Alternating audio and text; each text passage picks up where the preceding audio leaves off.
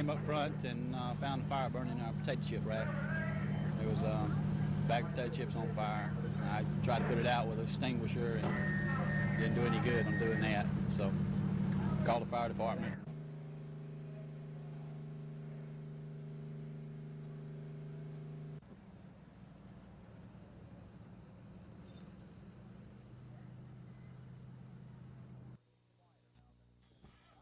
PATCO headquarters in Montgomery is quieter now than it's been in the past few days, but activity continues at a steady pace. Someone is there 24 hours a day to monitor telephones for the latest developments in the strike. Today, PATCO members restated what union officials have been saying all week, that the people now operating the control towers are not qualified and overworked. They say these men are working at a job that is, at best, highly stressful. I'm 37. I'm over the hill. They consider me past my prime for air traffic. The people that we have that stayed in or working now are the ones that are generally older than I am nationwide. So they're under a great amount of stress because you can be sitting there with 4 or 5 airplanes and bang, all of a sudden you're covered up and you're screaming for a coordinator, somebody to come plug in with you overhead to help you unscramble your mess. And it causes sweat to break out on your hands. But FAA officials call the reports of near misses and exhausted controllers just propaganda, and they're standing by a policy of not dealing with controllers who were fired. The Montgomery PATCO members are taking a wait-and-see stance. Some think they'll soon be back at the bargaining table. Tom Foreman, WSFA TV News.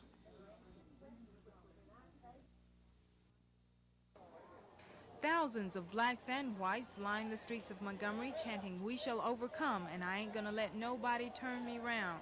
The marchers who braved the intense heat, some carrying umbrellas, also carried signs with slogans like "Give me the vote" or "Give me death," all in an effort to gain support for the extension of the 1965 Voting Rights Act, which is scheduled to expire next year.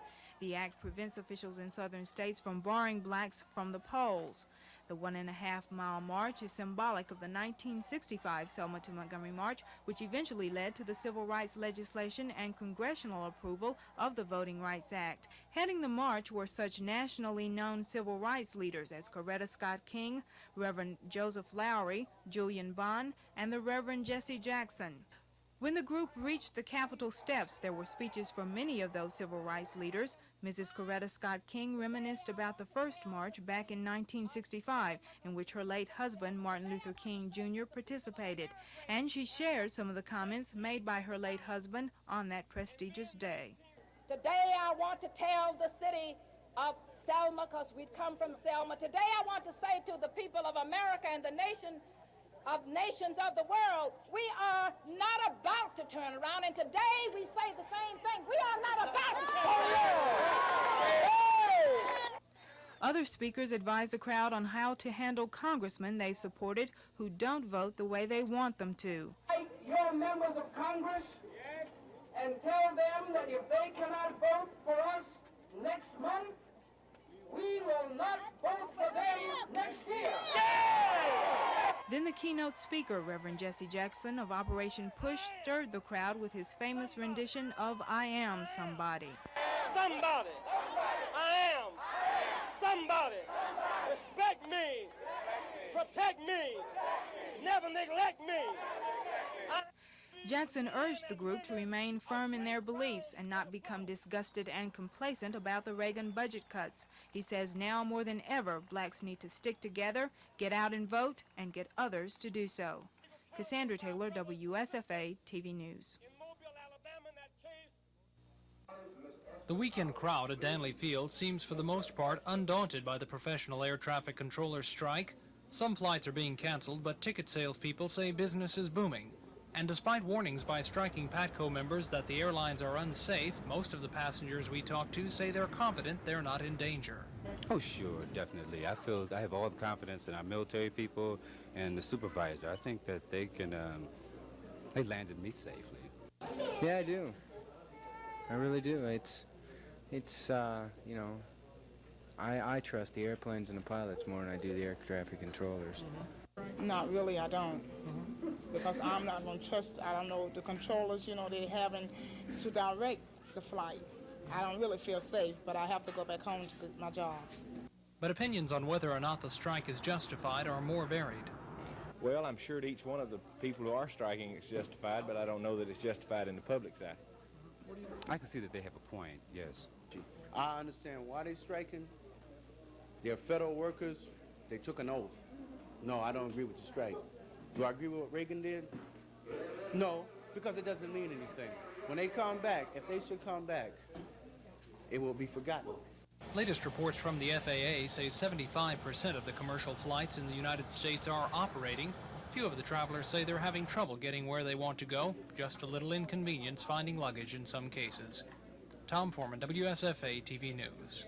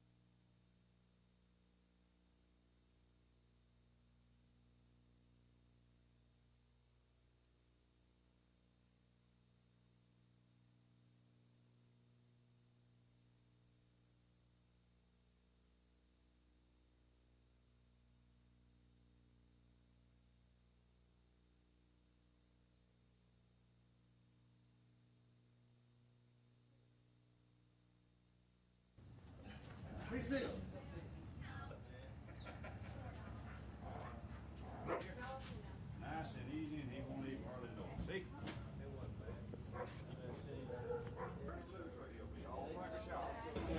We try to get to all the animals, of course, that are not able to get into the veterinarian, their local veterinarian or somebody, and we want everything vaccinated as best we can. We don't want any rabies in Montgomery County if we can help it.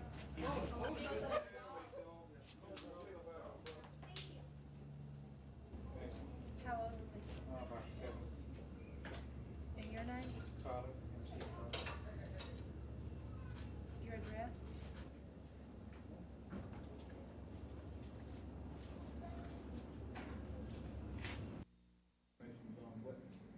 Even the Attorney General's witness. And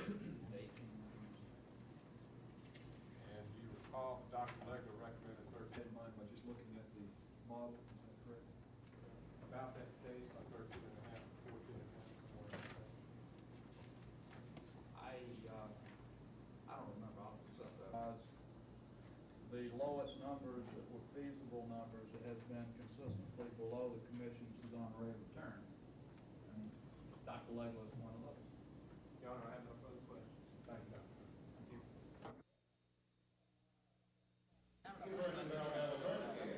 Now, that's not me. Well, Lawson State would be me. The conferees had on the found night, trying to use that as a starting point, hoping that we'd be halfway home, number one. Now, number two, this is a political arena. When you talk about the West Alabama and Oxford and who else is against it all. The governor realizes it's a political arena. I don't intend to impugn the motives of the governor.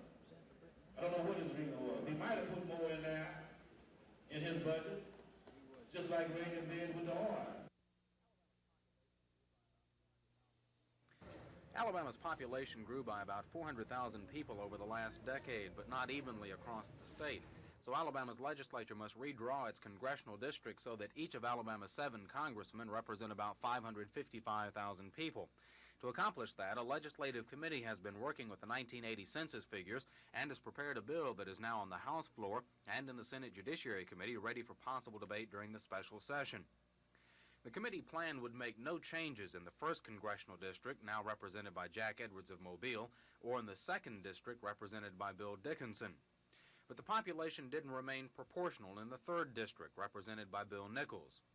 The committee's plan proposes to split Lowndes County in an effort to drop some people out of the 3rd District and instead put them into the 7th District, which is short of the necessary 555,000 people.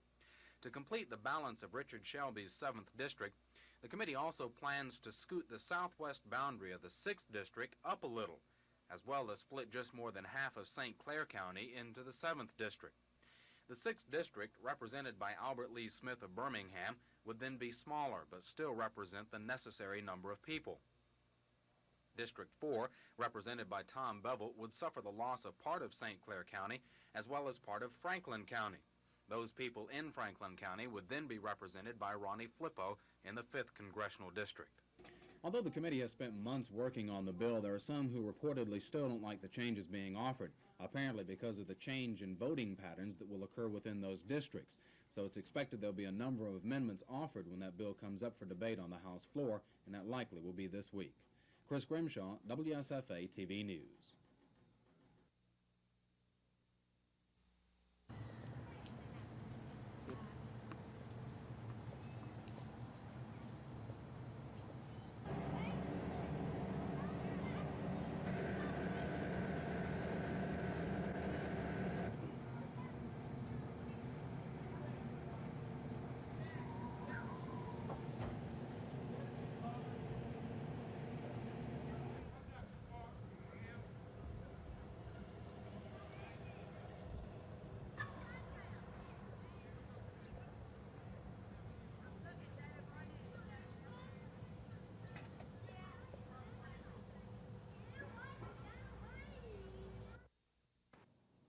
I feel like it's a person or persons involved in this Adams thing. Definitely, we feel like there's going to be two people. The same people we feel like, of course, committed both murders. And we don't know how much of a threat there really is on 25. He was shot once, and we feel that we still have a lot of real good help investigation, good help that leads in the case, and it's just a matter of time until it's cleared. Everything is looking good at this point. We're all making an appeal to the public for some help, any information. Oh, he just found him, was all. He came in delivering his papers and had delivered them and got a Coke and, stood around the store a few minutes ago. We don't know how much of a threat there really is on Tony Holmes' life, if any. But there's that distinct possibility if these two individuals will go into a store and summarily execute somebody the way that these two guys were killed. Early Sunday morning, July 26th, around 3 o'clock, someone walked into this 7-Eleven on Narrow Lane Road and shot 25-year-old Andy Adams in the back of the head with a .38 caliber handgun, killing him instantly. The person or persons then took a small amount of cash. A short time later, a vehicle pulled into the parking lot of this Magic Mart on Carter Hill Road. There, two men emerged from the car, entered the store, and shot and killed the clerk, 22-year-old Larry Dominguez. A customer, Tony Holmes, was shot in the throat and severely wounded. Police say the suspects are two black males. The first is 30 to 40 years old, about 5 feet 8 inches tall. He has short black hair with gray intermingled and slightly balding, a mustache, and a chipped front tooth. The second suspect is 28 to 32 years old, about 5 feet 10 inches tall with a slender build and sideburns. The suspect's vehicle is a 1973, 74, or 75 green Chevrolet Monte Carlo with a white roof. The head of the team investigating the murders and robbery, Lieutenant R.D. Mobley, says police are checking every lead.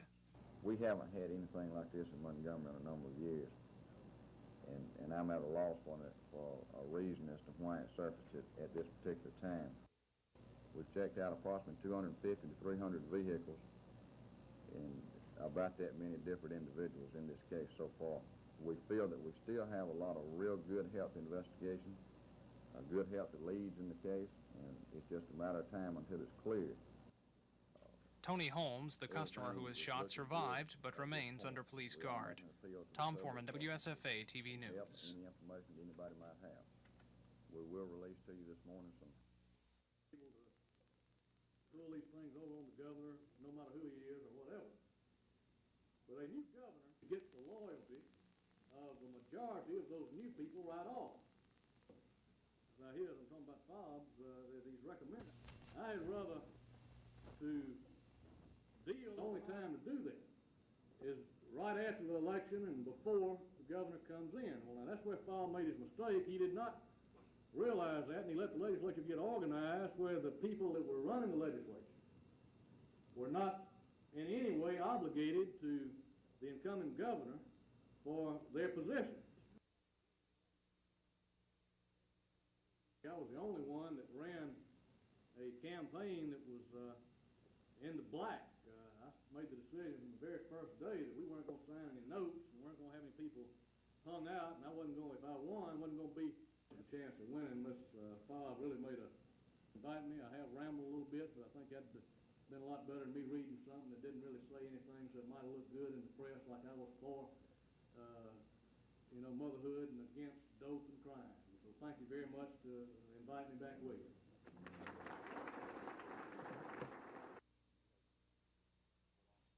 They have undertaken what I consider to be a major investigation into aspects of the parole board and correction system. The jury heard testimony from State and Corrections Board investigators concerning the case of former Corrections Board Commissioner Andrew Cooper, who was arrested Friday and charged with accepting a $3,000 bribe in exchange for getting an early parole for an inmate. Sources say the probe is aimed at whether Cooper allowed inmates to be released on what is called pre-discretionary release. This allows an inmate to be freed without the knowledge of parole authorities for periods of up to 3 months. Some investigators say Cooper is suspected to have allowed some inmates to get on that program in exchange for bribes.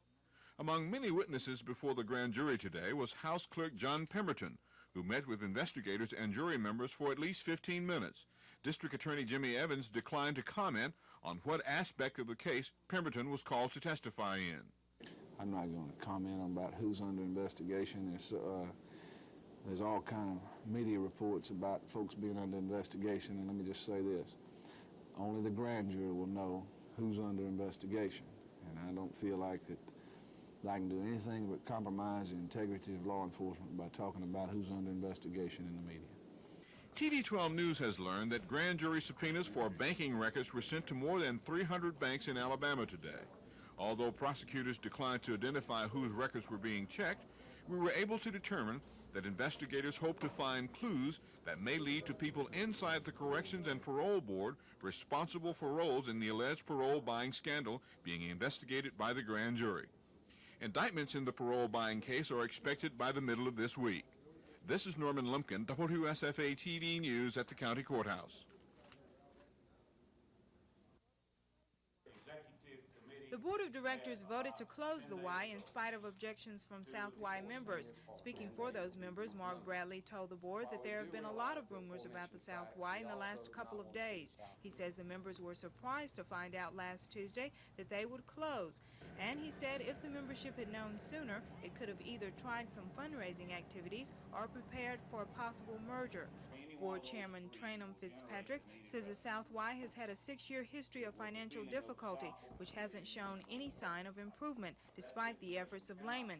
He says the membership at the South Y is considerably smaller than other branches in the city and will need to make an additional $57,000 a year to maintain the building. He says raising membership dues and asking for donations are impractical. So he says the only alternative is to close the South Y and merge it with the Southeast Y. That every member of the South Y board be asked to serve at that board member's choice on either the program branch, which would be physically relocated down here, or the Southeast Y board. We hope that we'll have full participation, and we believe that we will. The board also voted to keep the South Y pool open in the summer and possibly reopen it at a later date if the membership support is there. Cassandra Taylor, WSFA TV News.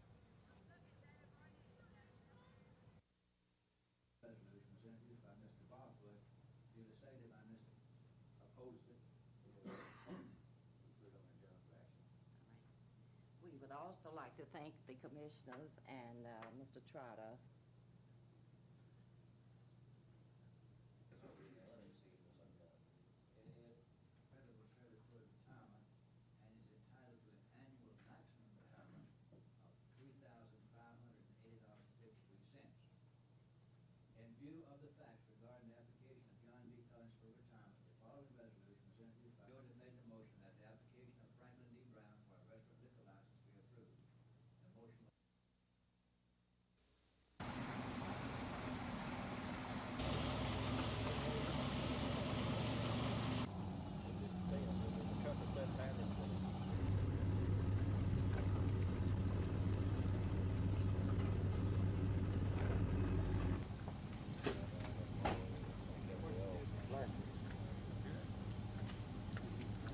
first.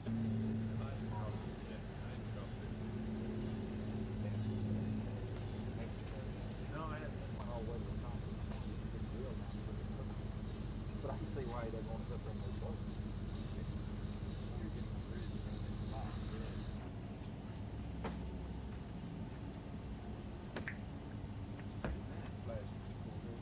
Well, I think it's going to be real good, Phil, in October.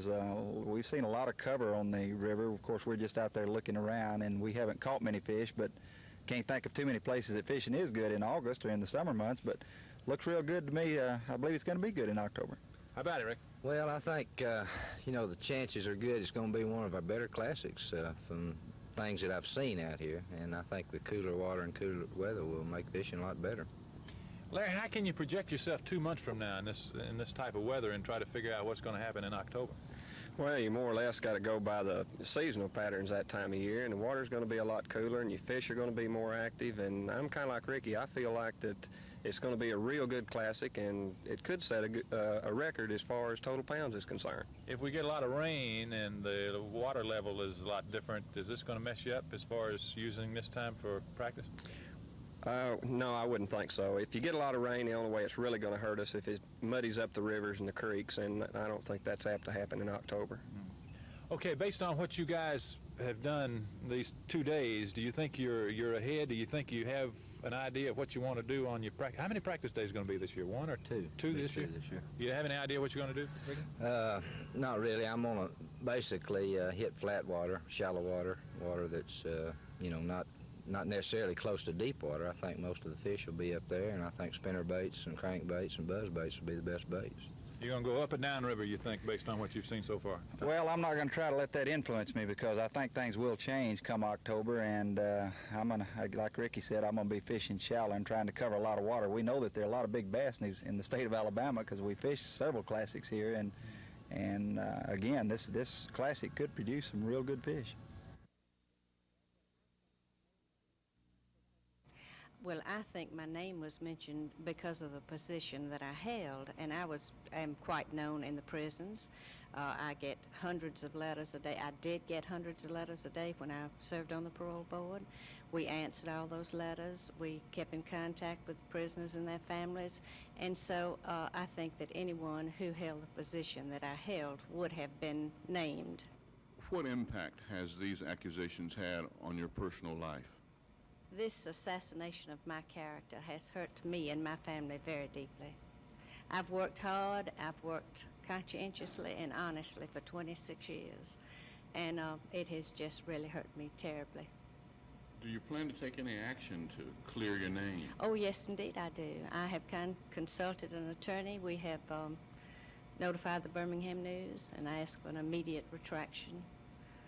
And of course, they have, I believe, 7 days to answer that. We've been told the jurors are considering indictments against Ray Andrews, assistant clerk of the Alabama House of Representatives. The charges could include bribery and/or an ethics law violation for allegedly accepting a bribe from this man, Frank Story. Witnesses have told the jurors that Frank Story of Freeburg, Illinois, got a drunk driving ticket back in June and was told in a local bar that Andrews could fix the ticket. My sources tell me Story then contacted the DA's office in Montgomery and was told to go ahead with the bribe attempt. I've been told that Story was given $500 in marked money and wired for sound so authorities could monitor and record the alleged payoffs. The payoff is alleged to have taken place in this parking lot here in Montgomery, where Story was alleged to have passed the marked money to Andrews from the trunk of his car. Andrews is also alleged to have told Frank Story that he worked for the House of Representatives and it would be easy to fix the ticket so Story would not lose his driver's license. District Attorney Jimmy Evans consented to questions about the case, but refused to confirm or deny that there is an Andrews probe. District Attorney Evans, can you tell us why the grand jury is investigating Mr. Ray Andrews? Norman, I can't even tell you who the grand jury is. Things that happen in the grand jury and what goes on in the grand jury are protected by law. Can you tell us that the grand jury is not investigating? I'm just not going to comment on that, Norman. The jury is also expected to be told that after several weeks of efforts to fix the ticket, and that Andrews met Story here and returned $480 of the money, saying he used $20 of the money for expenses but had been unsuccessful in fixing the ticket. aside from his alleged ticket-fixing activities, Ray Andrews is also known to be a major target of the parole buying investigation now being conducted by the grand jury. But it is not known when or if the grand jury will return indictments in the Andrews case. This is Norman Lumpkin, WSFA TV News reporting. Mayor Farmer says the budget is nearly $2 million more than this year's budget and leaves about $39,000 as an uncommitted balance. He says even though the budget is austere, it is realistic and obtainable and doesn't contain pie-in-the-sky revenue projections. He says the sales tax revenue has only grown 3.3% in 1981 over 1980, a grim revenue projection which he says was used in making up the budget. Despite the fact that each of the department heads had to accept minimum or no increases in their areas, the administration did propose a $400 per year across-the-board raise for employees. The mayor says such a raise will cost the city approximately $1 million. In addition, he proposes that each employee's life insurance coverage be increased to a level equal to their annual salary and that employees get full hospitalization coverage, a 20-year retirement plan, 12 days paid vacation, 12 days paid sick leave, and workman's compensation. Not counting vacation or sick days, all benefits will cost the city close to $5 million. The budget also lists an additional $22,000 in the maintenance department that will go for mosquito control. Previously, the money went to the county health department for their mosquito program, but the city will take over the mosquito program during the next fiscal year. Copies of the mayor's budget will be available for public inspection. The budget was referred to the Council Finance Committee and will come up again during the August 25th council meeting where a public hearing will be conducted. Cassandra Taylor, WSFA TV News. Other than the reserve factor, which I previously indicated would take place probably in September, that is still remain to go when they did. 19.324. It's your contention that it would be unreasonable to expect the implementation of the installed base migration strategy. In light of the retirements of the installed base, Would depend upon how successful we are in our marketing efforts, whether or not we get $5,000. The other part of the account would have $5,440,000. and so also your understanding that there would be no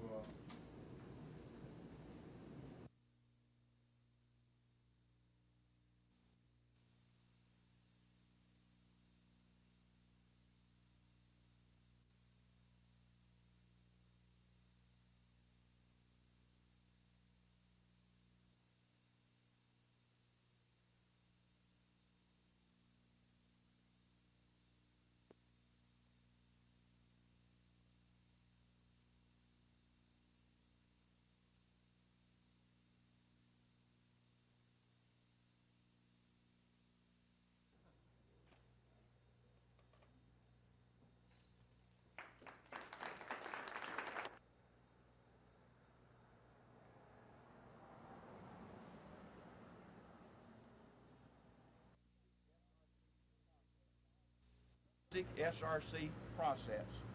The second part is the critical solvent de-ashing unit, and in summary, if we're going to make this process commercially acceptable and competitive with other alternative fuels, we've got to try to provide an optimum balance of the resources here, and we've got to try to minimize the use of the hydrogen. Those are two very important cost-related items.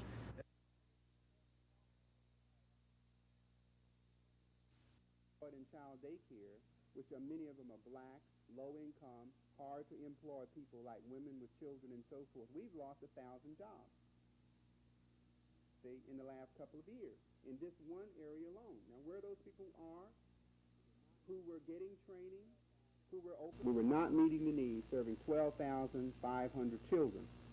We're now down to serving something like 10,000 children, and the new regulations and so forth are pushing us towards 7,000, or the new cutbacks are pushing us towards serving 7,000 children.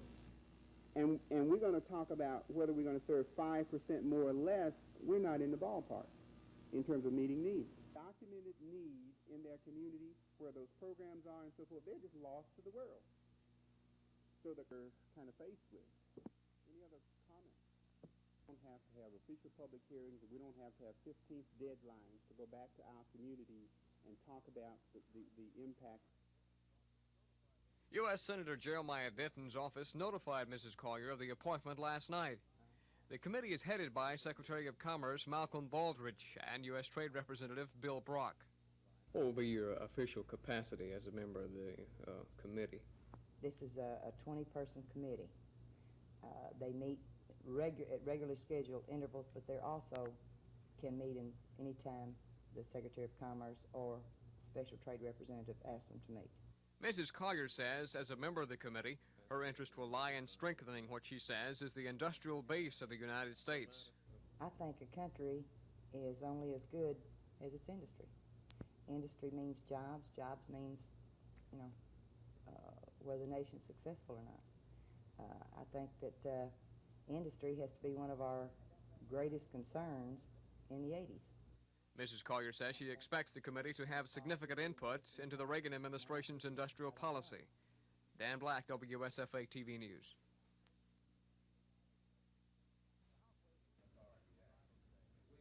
The House Ways and Means Committee was idle today, but the Senate Finance and Taxation Committee met twice but never took up the House-passed education budget. The F&T Committee was late getting started both times, reportedly because Committee Chairman Richmond Pearson and others were meeting with Lieutenant Governor George McMillan in an effort to try and work out some means of altering the House budget so that it would finance the educators' hospital medical insurance program and still stay palatable to House members. A third meeting of the Finance and Taxation Committee was expected late in the afternoon. One bill that did make it out of the Senate committee would create a special authority to handle the investment of the more than $400 million in oil lease money. Over in the House, they passed an amended version of the Congressional Redistricting Plan, making changes in the Jefferson County area. The changes would primarily affect the Leeds-Trussville area, placing them in the 6th Congressional District, and the Bessemer Cutoff area, placing it in the 4th Congressional District. The Senate Judiciary Committee passed out a similar congressional plan. One other change made to the interim redistricting committee plan by the Senate Judiciary Committee was to eliminate the split of Franklin County between the 5th and 4th congressional districts. The governor's isolation bill, or at least a form of it, made it out of the House. The governor's original proposal in the form of a constitutional amendment was temporarily carried over, so sponsor George Clark of Utah later substituted a statutory version of the same bill as the House considered one of 4 other isolation bills that is now before the House. Clark's substitute would create isolation measures during the next regular session in January of 1982, but it would expire in June of that year. Clark says he now intends to take the Senate-passed isolation bill, which is still in the constitutional amendment form, and push it as a means of making isolation a permanent effort in 1983 following the ratification by the people in the general election in November of 1982. One other major bill out of the House today came from Birmingham's Bob Gafford. It would retroactively prevent any state employee reclassification from becoming effective unless approved by legislative act or resolution. Gafford's bill also extends legislative approval to any reclassification or transfer of departments over the governor's current prerogatives. Chris Grimshaw, WSFA TV News at the Capitol.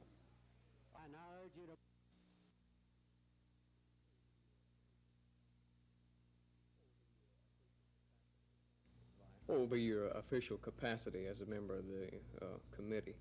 This is a 20-person committee.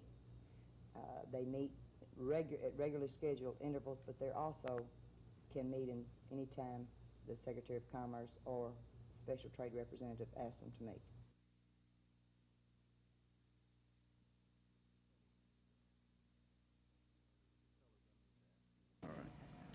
Ms. Sellers, I need to ask you one question. Have you ever accepted any money from anybody to get a prisoner an early parole? No, sir, I have not. Have you had anybody to contact you to get an early parole for anybody? In what way, sir? Do you mean ordinarily just to contact the parole board for an early parole? Yes, sir. That is done quite often. Do you have any idea why all of this printed material saying that you were involved in this? No, sir. Have no idea? No, sir. Mr. Seymour Trammell has been quoted in the Birmingham newspaper as saying he would have to split part of his fee with you. Are you familiar with that? Yes, I am. I read it in the newspaper. What would be your response to those accusations? Well, they're maliciously false, Mr. Lumpkin. Between Germany and the southeastern United States. You're aware, of course, and on this occasion, we're going to make him an honorary citizen of the state of Alabama. Doctor, you too?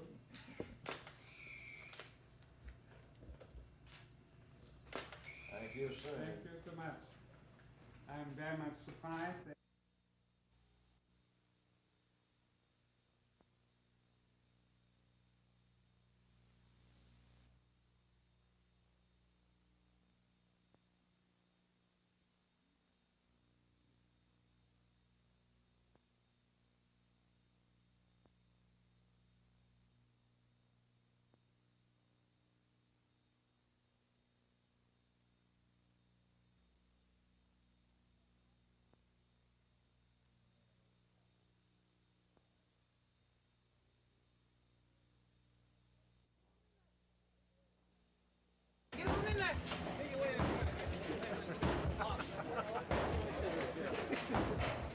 They use sledgehammers, crowbars, chisels, battering rams, and a lot of elbow grease. They're members of the Montgomery Fire Department. Dozens of them took turns breaking through doors and windows made of bulletproof glass and designed with assault-proof locks. Norman Glass Company held the demonstration to introduce the products. On hand were U.S. State Department officials who were considering installing the new doors and windows in American embassies around the world. The glass is made by a company in California. The doors and window frames are designed and manufactured by Norman Glass Company. What makes the glass so special? Well, it's a polycarbonated core product that's surrounded by glass on each side, and it's laminated together as a unit, and that makes its rigidity. The polycarbonate gives it its strength, and the glass keeps it rigid. The firemen worked in 2- and 4-man teams and were given a specific amount of time in which to batter down the doors and windows. On this door, it took them 14 minutes, and it took them 17 minutes to break in this window. By the time the firemen were finished, they'd worked up quite a sweat. You tried one of the entries a while ago. How was it? Tough. You tried the glass and the doorways. What about the glass? You can't break the glass. There just ain't no way to break it. We tried every tool they got here to break it. You couldn't break it. Dan Black, WSFA TV News. Cooper said nothing to reporters while being booked on the 2 charges today. He was accompanied by DA investigators and ABI agents. His bond was $3,000. Today's arrest came 5 days after his first arrest at a local mall parking lot where he allegedly accepted a $3,000 bribe in exchange for an early parole for inmate Jerry McCarver. District Attorney Jimmy Evans says the indictment and arrest of Cooper is the beginning of a long investigation into parole buying in Alabama. Indictment of Andrew Lloyd Cooper signifies there's a lot more work to be done. This office will continue investigation along with the Department of Public Safety and Board of Corrections. Wherever it leads, we anticipate a long, laborious, meticulous, tedious investigation over the next several months. Cooper could receive up to 10 years in prison on each charge and $10,000 in fines for both. He is expected to be arraigned in the case 2 weeks from now. Trial is to be set before Circuit Judge Sam Taylor. This is Norman Lumpkin, WSFA TV News at the Montgomery County Courthouse.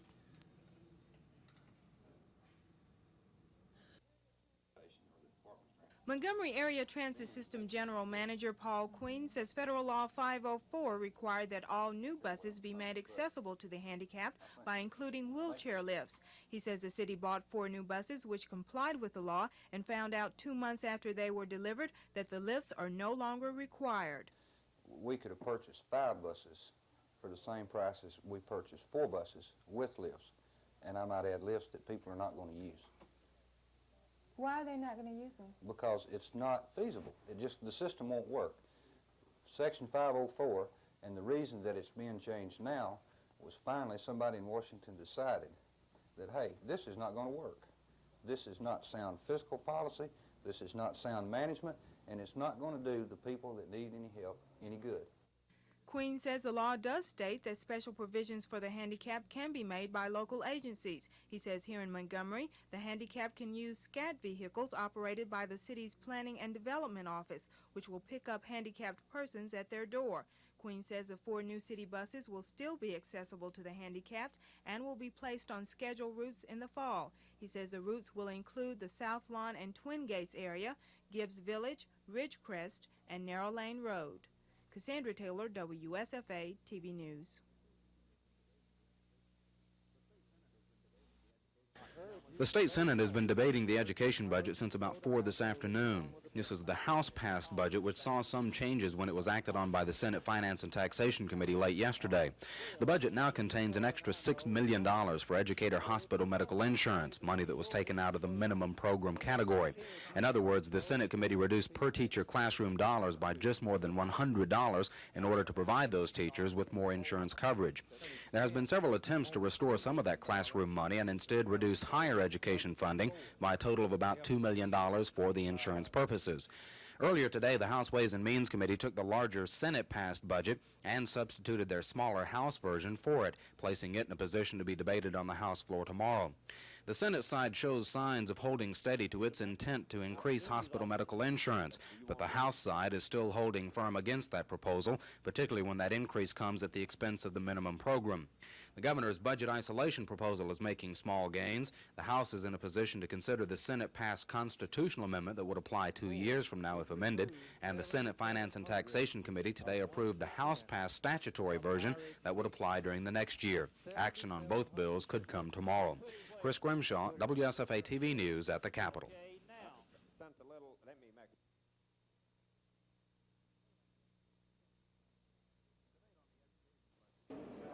The debate on the education budget started about 4 in the afternoon, with most of the time consumed debating an amendment from Senator Bobby Denton that would have taken $2 million from higher education and placed it in the K-12 other current expenses category. The amendment was intended to restore $2 of $3 million that the Senate Finance and Taxation Committee had taken out of the other current expenses to increase funding for the educator hospital medical insurance. After 2 hours of debate and just moments before the vote, Senator Ryan DeGraffenreid switched that $2 million by taking it out of retirement rather than higher education. That amendment passed. But later, during some debate, the DeGraffenreid amendment was quickly killed, restoring a position that took the $2 million out of higher education. The end result, retirement is fully funded. Insurance has a $6 million additional appropriation, minimum program for K-12 lost $1 million, and higher education lost $2 million in addition to the $3 million so-called flagship dollars that were repealed earlier by the House. The final Senate vote on the budget was 32-3. That budget will be presented to the House tomorrow, where it originated, leaving the House the option of accepting or rejecting the budget. House Ways and Means Committee Chairman Walter Owens has stated a number of times that he doesn't think this is a year to increase teacher benefits, so unless the House overrides him, the budget will likely go to conference committee and be hammered out by 3 House and 3 Senate members. Chris Grimshaw, WSFA TV News at the Capitol. Mr. Strong, why did you decide to call Alabama Power to get this audit done? Well, it was the month that I looked on my bill and saw the bottom line, and I was gone 15 days, and it was like $140-something. And now I wasn't here half the time, and the month before it was like $70, and then it doubled, and me not being there half the time. So, yeah, I looked at the bottom, and I didn't read the bill like I should have, I guess, but I looked at the bottom line where it said the dollar figure, and I got very upset about it. Thought there was something wrong. Right.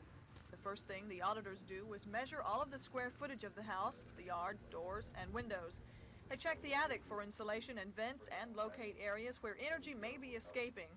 This information is then typed into a computer, which prints a readout listing all of the things the homeowner can do to save. It's just designed to let a homeowner know the energy-saving potential that may be in his home. This program would tell you, for instance, that if you add an additional 6 inches of insulation in your ceiling, that it will cost you so much to have it done, but that you will save so much on a yearly basis, therefore you can recoup your money in a certain period of time, or a payback time. And it'll do this with about a dozen different things that can be done in a home. And some of the things that they brought out that you look at and say, oh yeah, why didn't I think of that? That they just kind of confirm the thoughts all the way through. And with the readout, you know, they go certain places and tell you about it. Some of the things you just don't, you know, like the vents on the eaves of the house, you know. I thought about it one time about a year ago, but I hadn't thought about it since. All Alabama Power customers can have energy audits done free of charge during their specific billing cycle. Gina Gregory, WSFA TV News. After years of trying, scientists have developed a method for turning soft coal into clean-burning liquid fuel. More from Bob Jimenez. There is a lot more coal than oil in the United States, up to 300 billion tons of it. But most of the soft coal mined in this country is high in sulfur and when burned pollutes the air. For several years, researchers at this plant in Alabama have processed soft coal into a clean-burning solid. Now they've perfected a dual process, which also produces liquefied coal, a petroleum substitute competitive in price with OPEC oil that can be refined into home heating fuel or gasoline. Plant workmen poured a small lab sample into this truck, then drove away. Plant officials say the new technology may someday make the United States less dependent on foreign oil. The market for coal-derived liquids is fantastic. I believe that we will see the growth of a coal refining industry that's quite comparable to the oil refining industry that we've known in the past. The technology holds so much promise that Congress is planning to spend $135 million to design a much larger plant that will produce thousands of barrels of liquid coal for commercial use. Bob Jimenez, NBC News, Wilsonville, Alabama. In a moment, we'll... The six were arrested last night and early this morning after an investigation conducted by the Montgomery Police Department's robbery, narcotics, and burglary units. The police arrested 23-year-old James E. Meeks and charged him with the July 19th first-degree robbery of Shoney's Restaurant on East South Boulevard. Meeks is also charged with the July 22nd robbery of Carter Hill Drugs and the August 3rd robbery of the Millbrook Pharmacy. He's currently in jail without bond, with other charges pending. 3 persons have been charged with drug-related incidents. 27-year-old John Mitchell Garrow III has been charged with multiple felony drug charges and receiving stolen property. 18-year-old Rhoda Gale Thornton faces 2 felony drug charges, and 40-year-old Jack Tice is charged with multiple felony drug charges and assault and battery of a police officer. When Tice was apprehended last night, the police also recovered a 1979 truck which had been stolen from Reinhardt Toyota. In a separate incident, police charged Ricky Wilson of Avenue L and Alfonso Roy Hogan of Route 7 with the early morning burglary of Montgomery Iron and Metal Company on Day Street. The burglary happened while both men were on bond from the city jail for outstanding burglary and theft charges. Cassandra Taylor, WSFA TV News. A week and a half ago, in fact, on the 28th day of last month. About 15 PATCO members were at this office of the Alabama Unemployment Compensation Service. Montgomery PATCO President C.J. Favre says the members are filing for unemployment because the federal government says they are fired. So we just took the position that if they're going to carry this out and it takes some time to qualify for your unemployment compensation, and we go ahead and start the paperwork. It's not to say that we're giving up our protest against the federal government. Favre says the controllers are no longer on strike since they don't have jobs. They are protesting against the FAA. That distinction may be a point for debate as the controller's eligibility is considered. The chief of benefit operations for the Alabama Department of Industrial Relations, John Benton, says the law disqualifies any worker involved in the strike from receiving benefits. But if the workers are not employed, they can't be on strike. There's a question here as to whether a strike does exist. We do not have all the facts yet. Benton says no decision has been made as to whether or not the controllers are eligible, and he doesn't know how long it might take for any decision to emerge. Tom Foreman, WSFA TV News.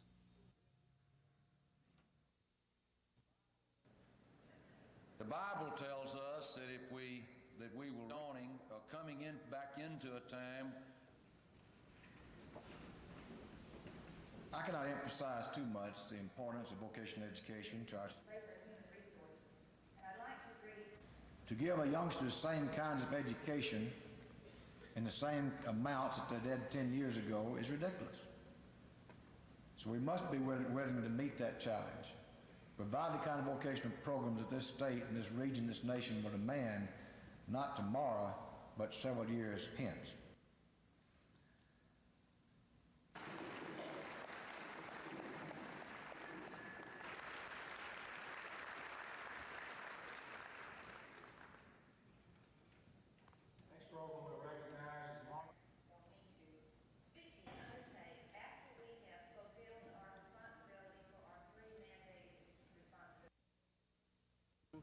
And we'll have paintings by Maynard Reese, Ralph McDonald, quite a few of our nation's top wildlife artists to be auctioned off at that time. These are all limited edition prints. That's right, all limited edition, signed and numbered.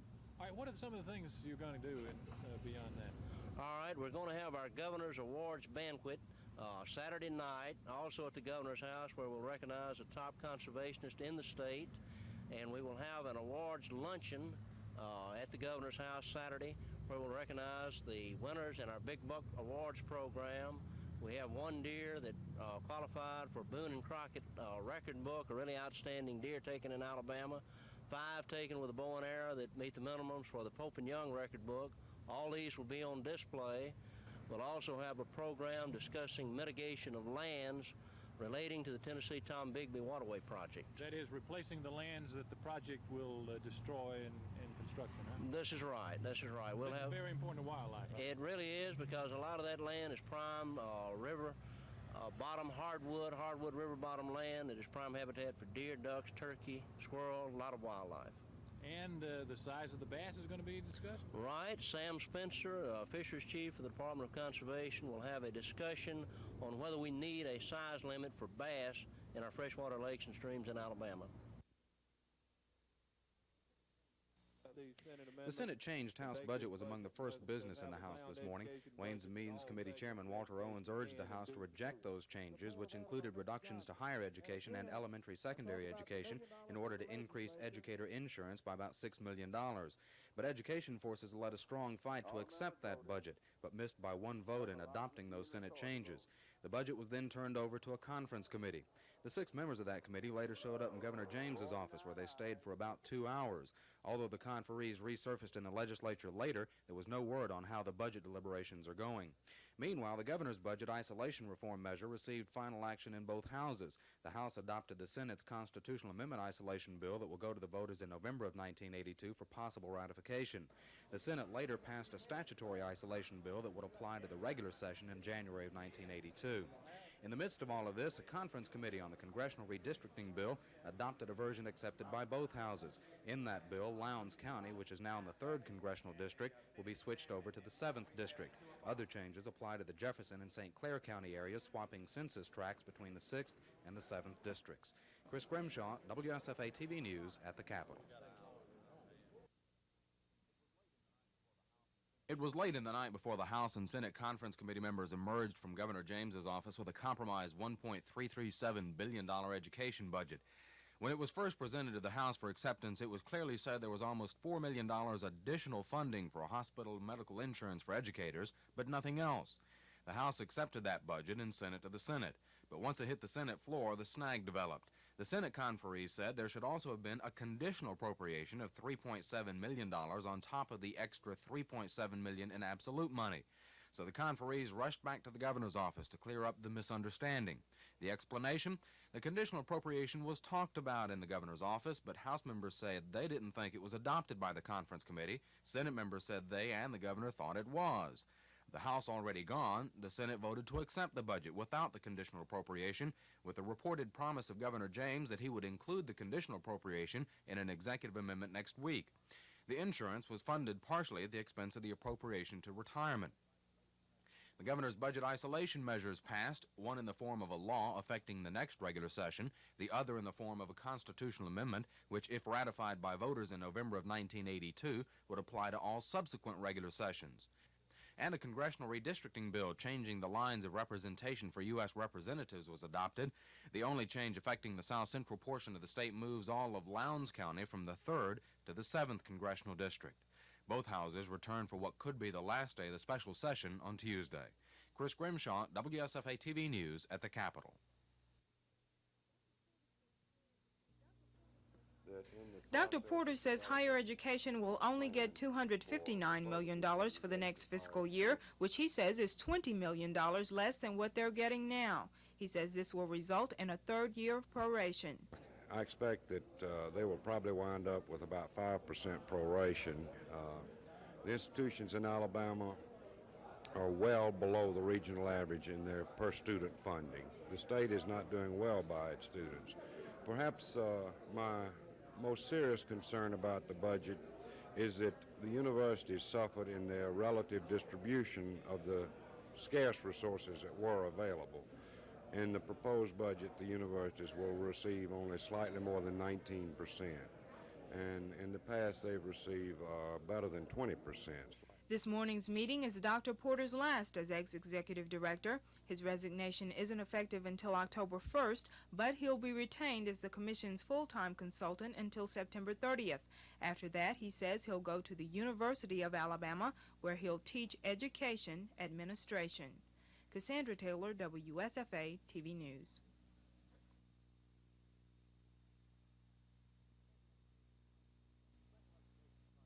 The Special Education Trust Fund budget is a complicated 48-page document which for the current year spends $1,269 million.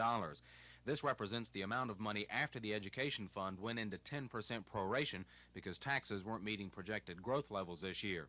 The budget adopted last night will spend about $1,338 million, an increase from this year to next of almost $68.5 million. Out of that $68.5 million increase, kindergarten through 12th grade received about $47 million. Junior and technical schools netted just more than $3 million of the increase, and four-year colleges and universities received about $8 million over this year's prorated level. Within all of that, educators received just more than $3.5 million more for their hospital medical insurance program. But that could be doubled if Governor James does in fact follow through on his reported promise, which ended last night's confusion over the debate. Lieutenant Governor George McMillan says Governor James promised to amend the budget to include a conditional $3.7 million for insurance when it reaches his desk. That will be acted on by the House and Senate Tuesday. Last night's budget also funds teacher retirement, just more than $2 million less than the law requires. Earlier this year, Retirement System Secretary-Treasurer David Bronner threatened to take the legislature to court if they didn't, in fact, meet that required amount.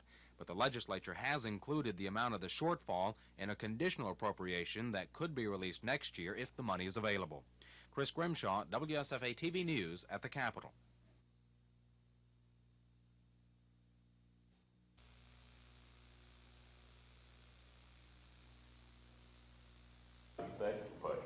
That I will administer justice without respect, taking time out of your busy schedules here to be with me today. John is the kind of man that you have to seek out. That I will administer justice without respect to persons. I do. 30-something years, and Chief Justice. Mental reservation and purpose of the which I am about to enter. So help me God. So help me God. John, I congratulate you. Debt to my mother and father is obvious. I'd also like to thank Jimmy Evans for giving me the opportunity to serve as an assistant district. I was facing him when he shot me, and I heard that he shot Larry in the side, and then if Larry would have stayed in the bathroom, he would have been living today. But he left out of the bathroom, and then that black man shot him right in the face.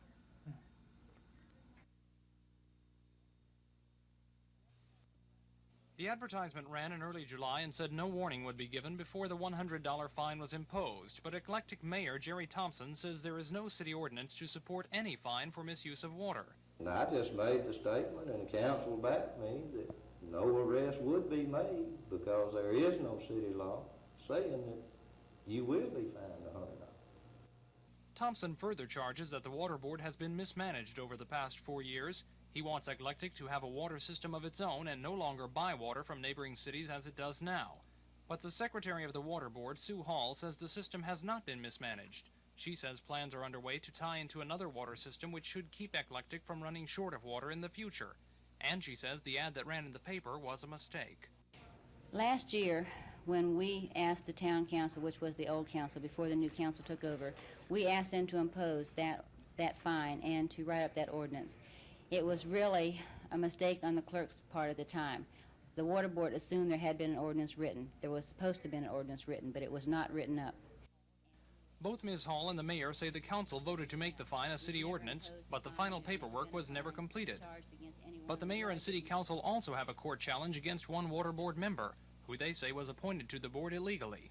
A hearing on that issue is expected to convene next week. Tom Foreman, WSFA TV News in Eclectic.